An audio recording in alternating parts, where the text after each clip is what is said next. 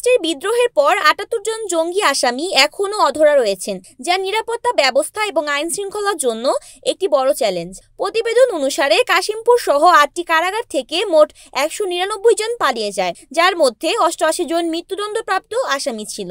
Police এবং অন্যান্য আইন শৃঙ্খলা রক্ষাকারী বাহিনী পরিস্থিতি নিয়ন্ত্রণের চেষ্টা করছে এবং পলাতক বন্দীদের আটক করার জন্য অভিযান চালাচ্ছে।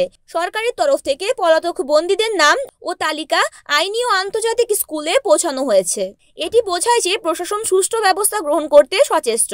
এছাড়াও বিভিন্ন কারাগারে বিদ্রোহ ও সহিংসতার ঘটনার পর নিরাপত্তার জন্য ব্যবস্থা নিতে কর্তৃপক্ষকে নির্দেশ দেওয়া হয়েছে। এই উদ্যোগগুলো দেশের নিরাপত্তা এবং বিচার ব্যবস্থার ওপর নেতিবাচক প্রভাব ফেলতে পারে। সংক্ষেপে, বর্তমান পরিস্থিতি আইন শৃঙ্খলা রক্ষায় চ্যালেঞ্জ সৃষ্টি করছে এবং দেশের নিরাপত্তা সিস্টেমের জন্য একটি জোরালো মনোযোগ প্রয়োজন, যাতে ভবিষ্যতে একই ধরনের ঘটনা ঘটতে না পারে।